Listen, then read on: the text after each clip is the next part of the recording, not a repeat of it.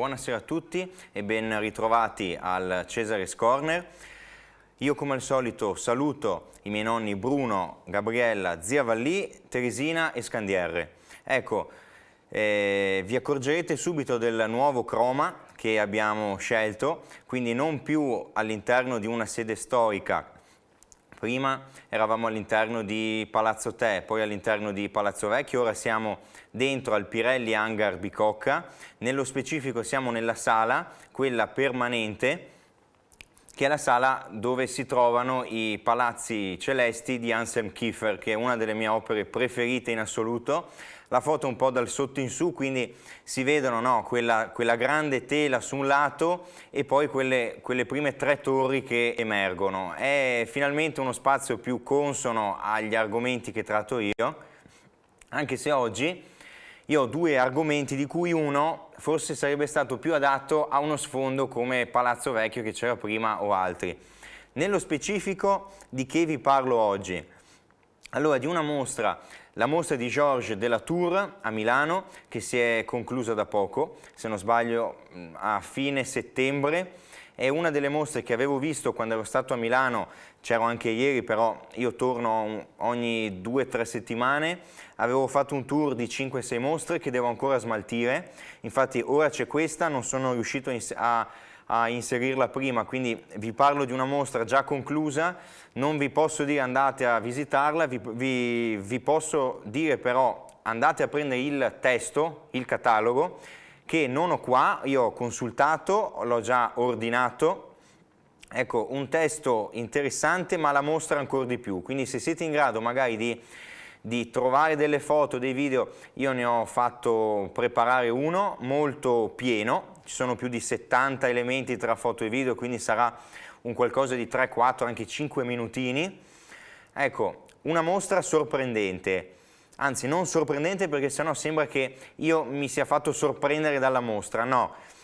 Nel senso che sapevo a cosa andavo incontro, sono stato uno degli ultimi a visitare questa splendida mostra, avevo già visto tanto materiale sulle riviste d'arte, sui post, Instagram, social di altre persone che seguo, colleghi, amici, eccetera. È una mostra potentissima, perché?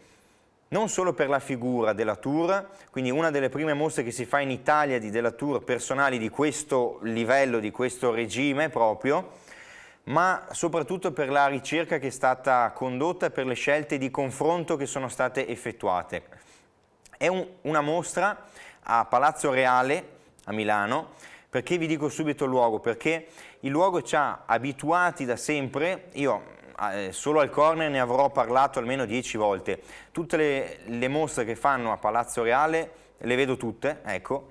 Vi ho presentato qui De Chirico, Vedova, Carrà, Letizia Battaglia, vi ho presentato veramente, credo almeno 10 mostre, la recensione della mostra del Guggenheim, la sua collezione spostata a Palazzo Reale fino all'anno scorso, quindi sempre tante cose. Palazzo Reale è una delle principali sedi non solo di Milano, si può dire del mondo, perché l'ultima, come si può dire, classifica aggiornata, completa, precisa che è stata resa nota risale al 2017, quest'anno è da dimenticare, non si possono fare delle stime su quanti musei sono stati visti, biglietti staccati, perché sappiamo com'è andata.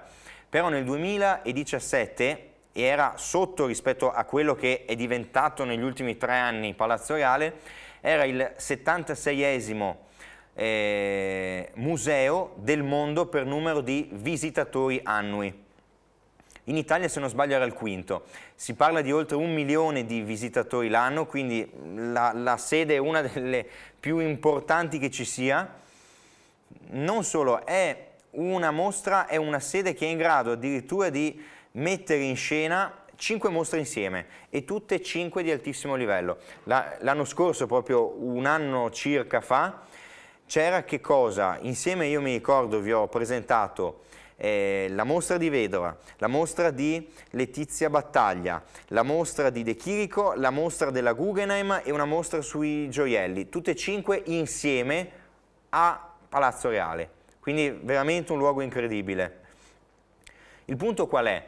Per mantenere questi record, per mantenere queste aspettative, o meglio pensano che sia per questo ma in verità non servirebbe, di solito, e questa è una mostra dove invece si va contro la tendenza generale di questa sede, si espone troppo. A Palazzo Reale per la mostra di De Chirico ce n'erano una quantità industriale, si potevano fare 6 mostre con quel numero di opere.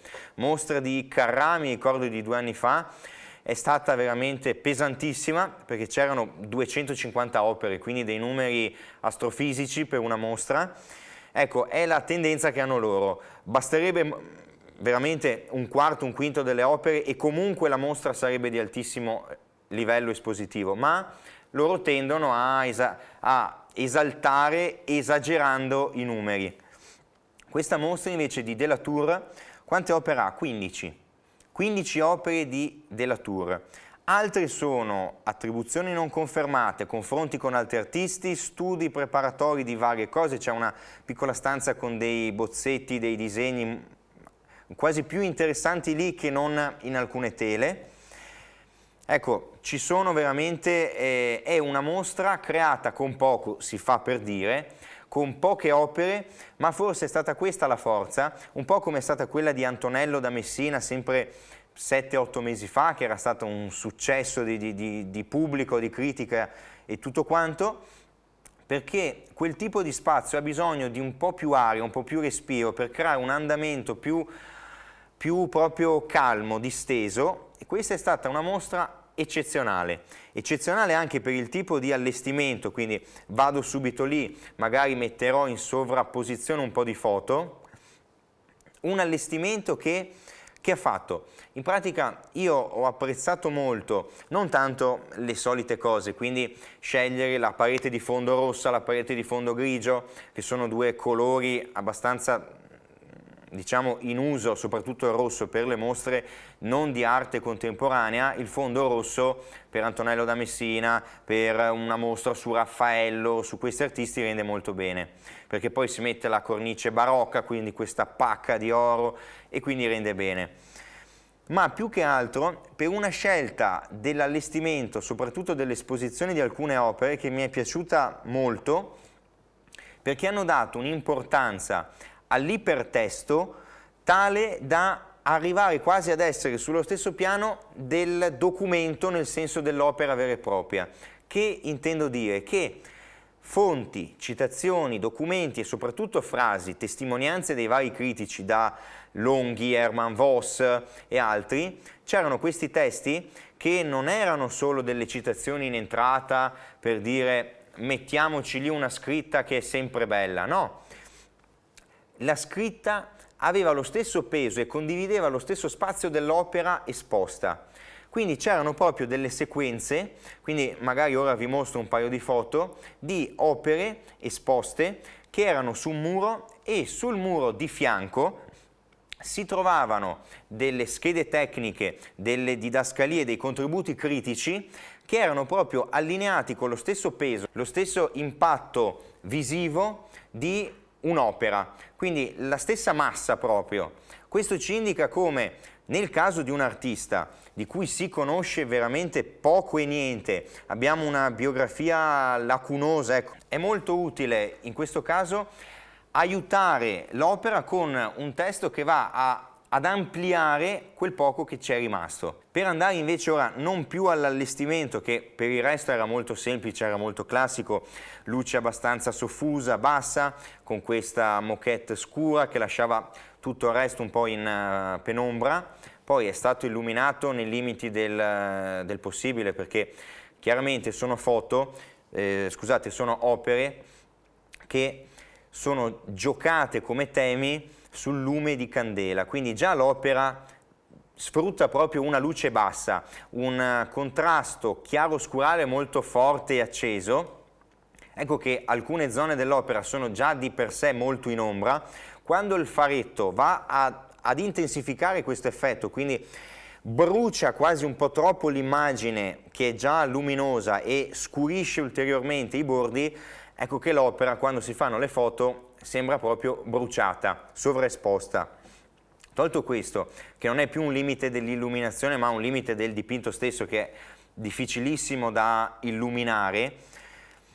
Che si può dire di questa mostra? Io inizio dicendovi alcuni dati tecnici, perché Georges de Latour, ecco, anticipo già, su Facebook, su Instagram, io ho già scritto dei post su questa mostra, tanti sono intervenuti, io non dico giustamente o no, poi sono scelte di ognuno, commentando in che modo? Facendo subito il confronto con Caravaggio. In mostra non ci sono opere di Caravaggio, non è stato cercato un confronto simile. Chiaro che quando si vedono le opere è la prima cosa che ci viene automatico fare, perché quei chiaroscuri, quei fondi un po' neri, tenebrosi e poi questi colori accesi ci chiamano subito al nostro maestro. Il punto qual è però?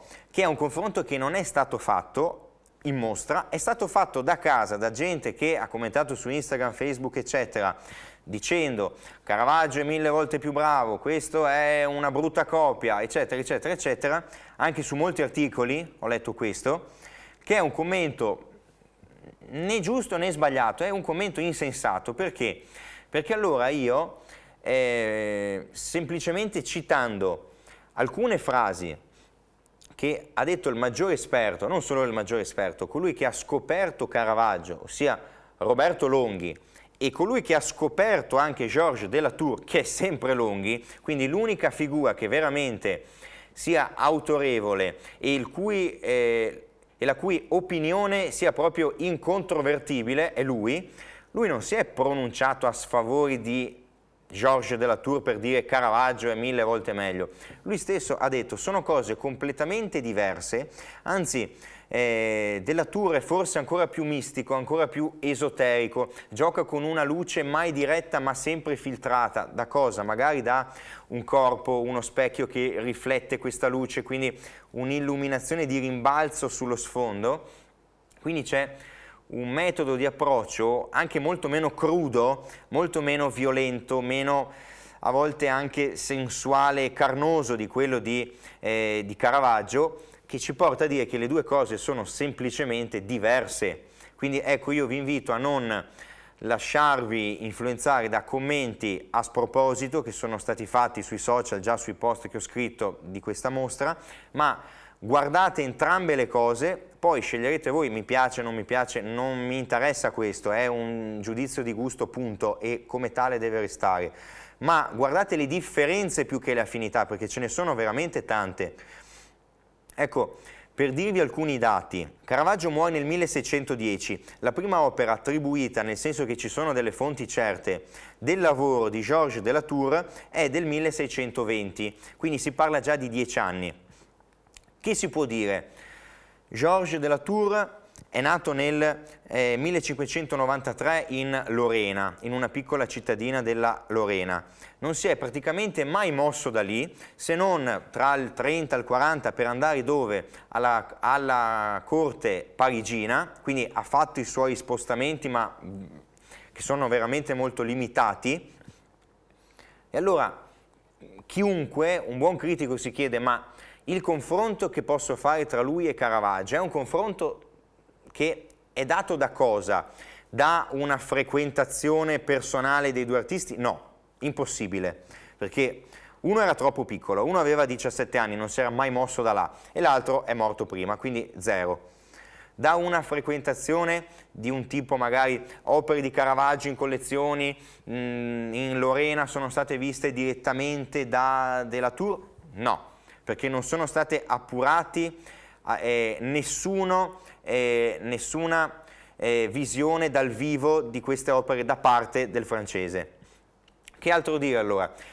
Si può supporre con i pochissimi dati che ci sono, perché all'inizio c'è una biografia splendida che vi spiega proprio che di questo artista ci sono giunte una cosa come 2 lettere e una decina di documenti che dichiarano, non so, una cessione, un diritto di successione, quindi delle opere sue che sono state date in eredità a un altro, quindi si attesta, si certifica che in quell'anno, in quel luogo c'era un'opera che era in quel tipo di collezione che è stata trasferita poi a un altro, oppure documenti di vendita, quindi pagamenti effettuati dalla corte parigina piuttosto che dal duca di Lorena e altri.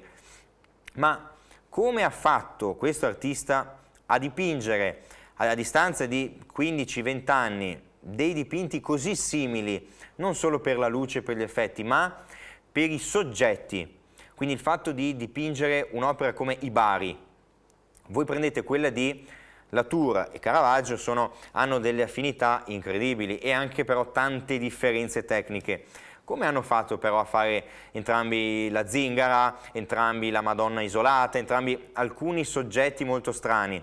Si pensa, ma sono ecco, delle supposizioni e nulla di più, perché non ci sono i dati, non ci sono i documenti veri e propri, che forse alcune stampe, alcune copie di queste stampe delle opere di Caravaggio siano circolate fino al nord Europa e quindi forse lui, magari di sfuggita, magari senza mettersi lì con la volontà di confrontarsi con Caravaggio, ma proprio ha visto un guizzo, quel guizzo è stato metabolizzato anche inconsciamente magari ed ecco che ha originato delle opere molto simili. Quello può essere, però sono tutte supposizioni e devono rimanere tali. Per darvi un po' di dati, perché più che della sua biografia, che si sa veramente poco, degli spostamenti, si sa che lui è morto a distanza di 2 settimane dalla moglie, lasciando 10 figli, ma si sa quasi niente. Io vi dico alcuni dati che sono veramente divertenti, cioè è una delle cose più interessanti, no? Fare il confronto in quegli anni, dal 1593 fino all'anno della sua morte, 1652, quali sono i fatti salienti che sono avvenuti nel range di anni considerati. Il fatto, ad esempio, che lui, 2 anni dopo la sua nascita, Shakespeare scrive Giulietta e Romeo. Il fatto che 6 anni dopo venga bruciato a Roma al rogo Giordano Bruno. Il fatto ancora che nel 24, quindi appena dopo che lui aveva iniziato a dipingere, viene fondata quel primo insediamento della città che oggi si chiama New York. Quindi ecco, vi sposto a livello geografico anche di argomenti che non c'entrano, filosofia, geografia, cultura, eccetera, con lui, ma che vi restituiscono un clima storico molto dinamico. Il fatto che nel 1933 Galileo Galilei sia stato costretto ad abiurare alla teoria eliocentrica, quindi lui dipingeva da 10 anni. Nel 1942 Rembrandt esegue la Ronda di notte, fenomenale. Nello stesso anno muore il cardinale Richelieu. Ecco, ritorniamo in Francia. Nel 1943, l'anno dopo, viene nominato re di Francia chi? Luigi XIV, che divenne noto come il Re Sole. Quindi lui è in quel periodo lì, un clima, un tempo incredibile. Io vorrei essere nato in quegli anni lì. Ecco, sappiamo poi, vi ho detto che non viaggia quasi mai, se non per andare poche volte alla corte parigina, quindi 3/4 delle opere che abbiamo su di lui, in mostra 15 sicure, non ce ne sono tante altre, addirittura in mostra è stato messo a confronto con 2 artisti, ve ne cito 2 perché sono i 2 che ho apprezzato di più tra quelli in mostra. Franz Holz, che ho già avuto modo di dirvi un po' di mesi fa qui al Corner, che è uno dei miei artisti preferiti di quel periodo storico, di quel genere, quindi queste figure, questi ritratti di genere, dove lui sceglie delle figure molto più umili, non la borghesia, non i nobili, ma proprio il ceto più umile, lo zingaro, l'ubriacone, lo storpio, il vecchietto, e lo restituisce in una realtà molto più intima, umana, e all'epoca nessuno andava a scegliere quel tipo di soggetto, perché non andava a nobilitare la pittura eseguita. Poi un altro artista, Honthorst, quindi ecco, c'erano delle opere, se voi non siete andati direttamente per lui, spero siate andati per ammirare altri artisti esposti magistrali. Per andare al suo genere, lui che ha dipinto tutta la vita, erano temi di genere con la luce al lume, che erano i due fattori più richiesti nel Seicento, ma nel Seicento dai fiamminghi in Italia, in Francia, in Spagna, ovunque. Quello era il secolo del lume di candela, in quel tipo di luce si andava a cercare, no? Sparisce nel 10 Caravaggio, lascia un'eredità inestimabile. È chiaro che tutti quanti si mettono in scia, chi fa l'epigono, chi cerca di dare un po' di freschezza al tema, però sono quasi tutti su quel genere. Ora, senza aggiungere altro, perché poi ho anche un secondo argomento, avevo in mente di leggervi un po' di frasi, ve ne leggo proprio due, poi le troverete tutte nel video dove ci si soffermerà qualche secondo in più per darvi il tempo di leggerle. Frasi di Longhi, frasi di Jacques Thuyer che afferma: la Tour è il trionfo della storia dell'arte e la sua giustificazione. Infatti la Tour non esisterebbe senza la storia dell'arte. Quindi ecco, un vanto per la storia dell'arte, in quanto è riuscita a distanza di molti anni a riscoprire una figura, vi ripeto, da Longhi per primo. C'è stato Hermann Voss all'inizio del Novecento, ma poi a distanza di 20 anni Longhi ha chiarito una connessione, un legame tra Caravaggio e Della Tour, portando in auge questo secondo nome. Ma ci sono varie frasi, ve ne cito un'ultima, di Longhi che afferma concitato: lei dovrebbe vederlo, è un pittore sorprendente. Non abbiamo strumenti per misurare il suo genio, ma sento che il talento di Della Tour spezzerebbe più di un manometro. Hermann Voss che afferma: questa aspra armonia è la prova delle sue eccezionali qualità pittoriche. Di nuovo Longhi, riferendosi a Caravaggio, dice cosa? Sa dare dei principi caravaggeschi un'interpretazione così a parte, per nulla servile. Quindi ecco, per ritornare in studio, queste sono delle opinioni autorevoli che hanno preso il timing, quindi date nel momento giusto, quando era esploso il fenomeno, e sono queste che voi dovete andare a leggere, non i commenti di Facebook e Instagram. Ora chiedo alla regia di mandare in onda il video, ci vediamo qua tra poco con il secondo argomento. Prego regia.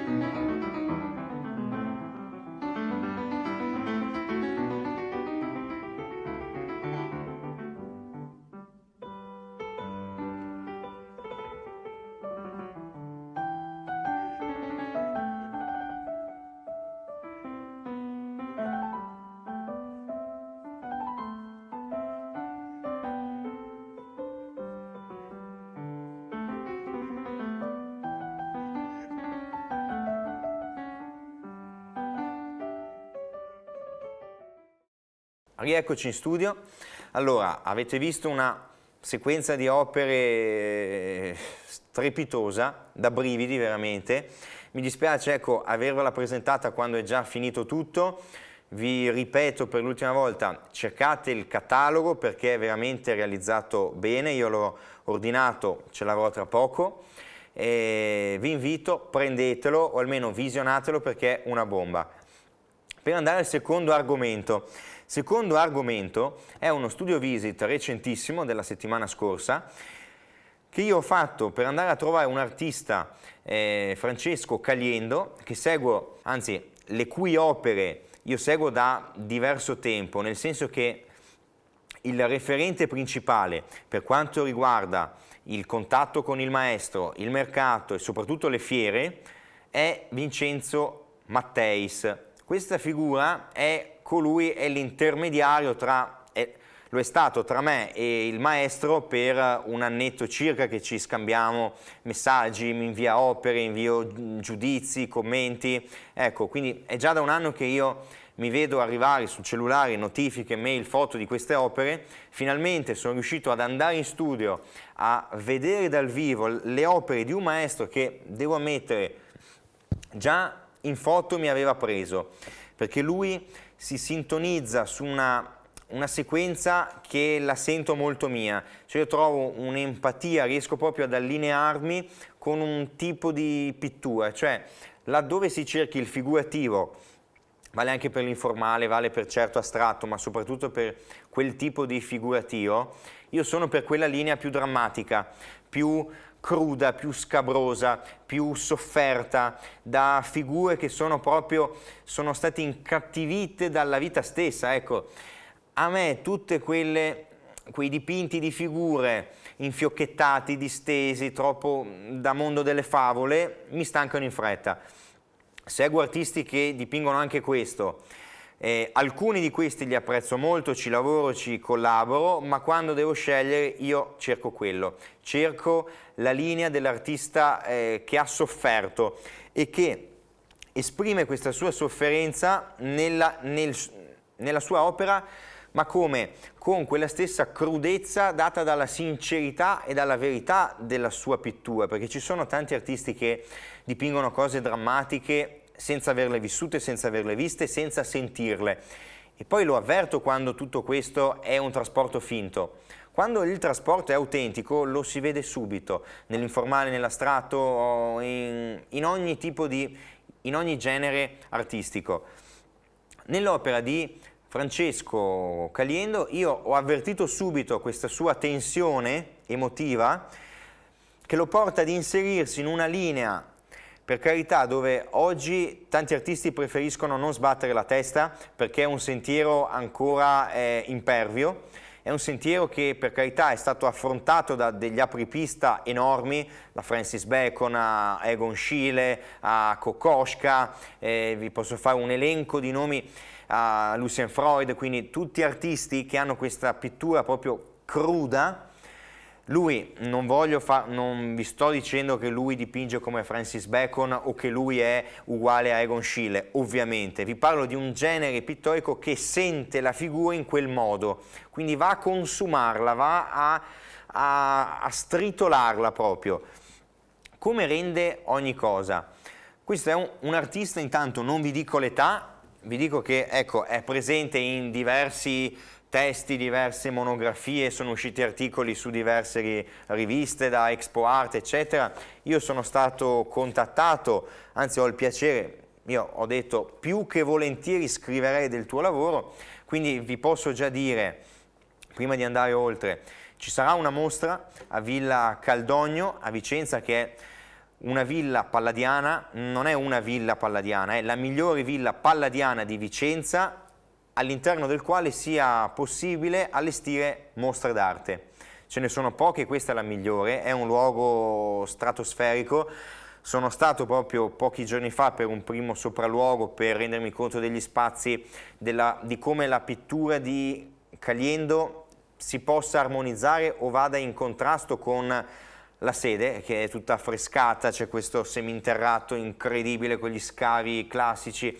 Ecco, vi dico uno spazio magnifico, La mostra era programmata per una data prossima, è stata spostata tra la primavera e l'estate prossima, quindi c'è tempo. Io vi darò un altro feedback quando sarà il momento. Ora sto scrivendo il testo, mi sto confrontando con il maestro, con Vincenzo e tutto.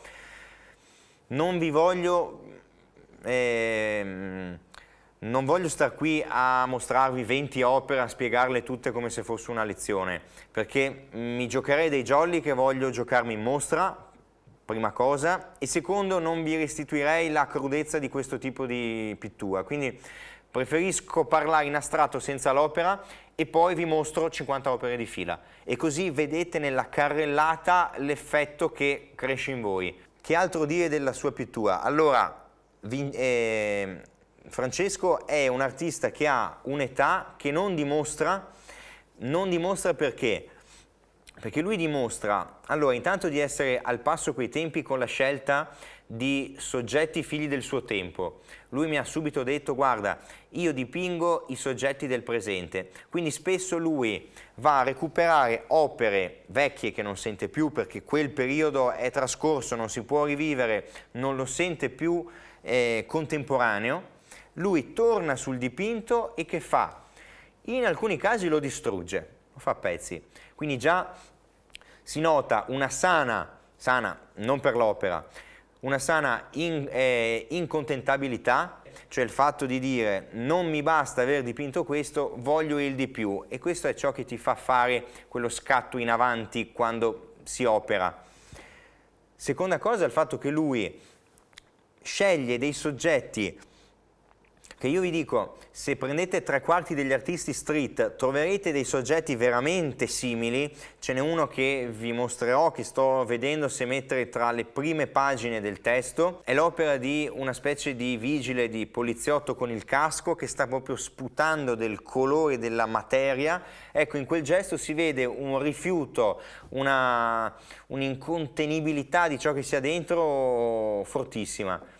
Un secondo aspetto che dico è veramente forte, non il fatto di aver cercato il nuovo, quindi quella presunzione di dire io mi invento la tecnica nuova, ve la propongo ed ecco che sono il genio, ma l'umiltà, l'intelligenza di dire io ho già tutto qui, tutti gli elementi che mi servono sono qui di fronte a me, sul tavolo, io devo solo rimescolare le carte, è come un cocktail. Si usano gli stessi ingredienti ma cambia il dosaggio, cambia l'ordine, cambia il processo con cui si fa il cocktail. Ecco, lui non ha inventato niente di nuovo, non vi dirò questo non l'ha mai fatto nessuno, lui è l'unico al mondo, no, zero, perché non sarei un critico credibile se lo facessi. Sono qui a dirvi il modo in cui lui ha scelto il dosaggio di ogni ingrediente è unico e rappresenta una cifra stilistica riconoscibile, tale per cui dopo 10 opere, se io ve ne mostro altre 100, all'interno delle quali ce n'è solo una di Caliendo, voi lo individuate subito, perché ha questo marchio fortissimo. Qual è questo marchio? Il fatto che uno dipinge quasi solo su tavola. Ci sono tele, ma sono veramente rari, si contano, non arriva a 5 forse in 30 anni di pittura. Nelle tavole lui non sceglie la tavola standard, perfetta, sceglie il materiale di scarto, va a riutilizzarlo, lo prende con tutte le sue impurità, con tutte le sue imperfezioni, perché riesce a trasformare quell'imperfezione, non a mascherarla con un velo di pittura, con una massa di colore, ma riesce a renderlo funzionale, a trasformarlo in un pretesto di pittura che gli permette di andare intorno e costruirci un nuovo racconto su quello che prima era un difetto e che ora è un dettaglio protagonista dell'opera.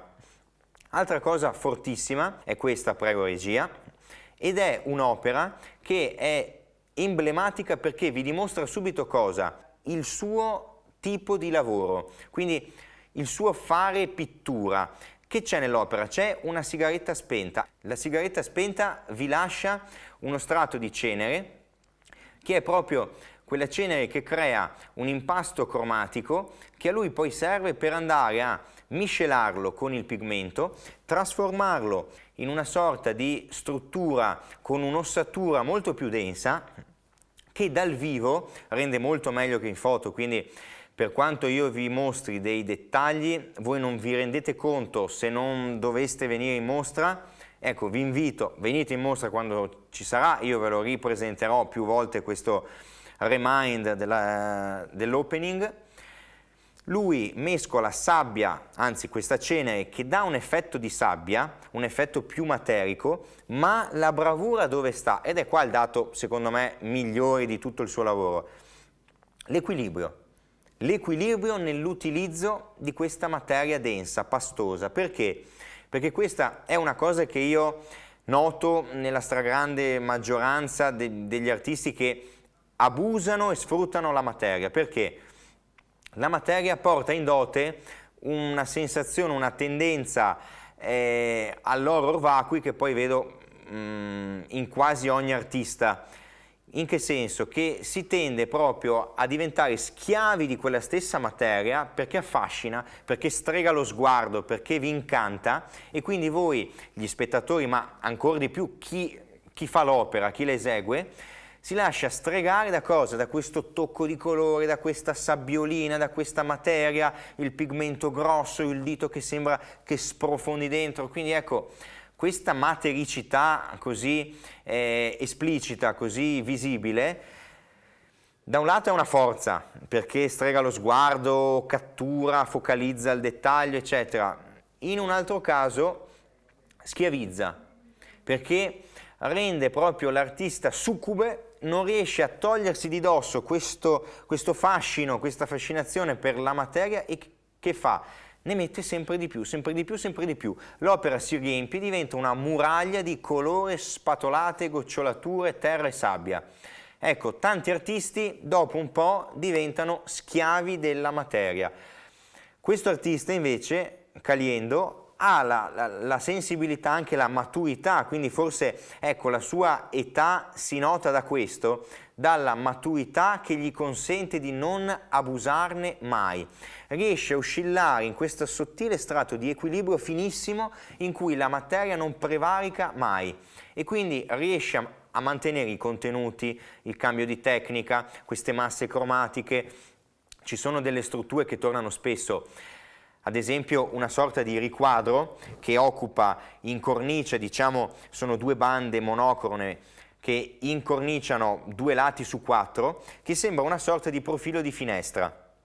Io se vado dentro alla pittura e cerco di interpretare il perché ci sia il bisogno, molto spesso quando lui dipinge una figura, di dipingere questo profilo, che è un primo piano, che arrivo a dire? Dico che forse lui sta cercando di analizzare il suo tempo, ma al tempo stesso, scusate il gioco di parole, non vuole entrarci dentro. In che senso? Non che sia incoerente, ma sembra una sorta di profilo di finestra, come se lui guardasse tutto da una distanza di sicurezza e dice no, piano, qui sta il soggetto, qua sto io che guardo, qua state voi che osservate la scena, quindi voi siete in grado di entrare in contatto col soggetto nella misura in cui ricercate un'empatia, ma non siete in grado di cambiare il destino degli eventi, quindi voi lo guardate ma non potete interferire, non siete in grado di dirgli non fare questo, fermati, non fare quello, perché il soggetto vive in una dimensione sua. Ecco, questo tutto da un bordo che torna ossessivamente a distanza di 10, 20, 30, 40 anni. Quindi ci sono tanti elementi che ora non ho il tempo di spiegare tutti quanti perché è una pittura ricchissima. In mostra ho proprio il desiderio di spiegare, a costo di stare lì 2 ore di presentazione a dire tutto, perché è un pittore veramente pieno di stimoli, pieno di strutture che andrebbero sviscerate perché portano con loro dei ragionamenti veramente attuali e contemporanei. Allora, non mi dilungo oltre perché ho già sforato di un bel po' il corner. Caliendo meritava questa sforata perché è un pittore che veramente apprezzo molto, moltissimo. Quindi prego regia con il video.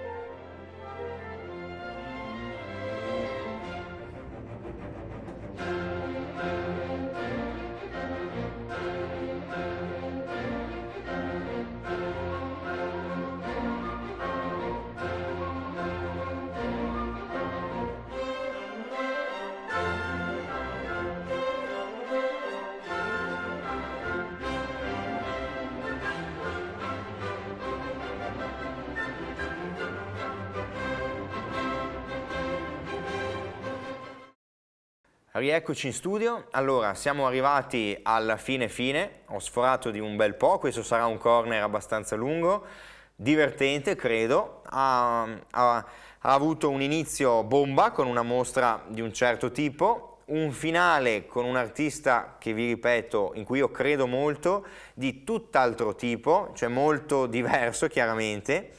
Allora io vi ricordo ecco, che voi siete in grado di rivedere tutti i video nel canale YouTube, invito la regia a mandare in onda i soliti loghi Instagram, Facebook, YouTube eccetera, quindi vi invito a seguire lì perché spesso mi chiedono ma come faccio a rivederli, come ritrovo i video, c'è tutto su YouTube. Ci sono più di 60 video, quindi c'è un anno intero di corner, da quando ero con una faccenda, a ora che sono solo, a tutti i video che ho fatto in mostra, in biennale, a Palazzo Reale, in giro a Venezia, eccetera. Quindi andate lì, iscrivetevi che trovate tutto. Io vi ringrazio anche per questo splendido corner, vi saluto, buona serata a tutti e alla prossima.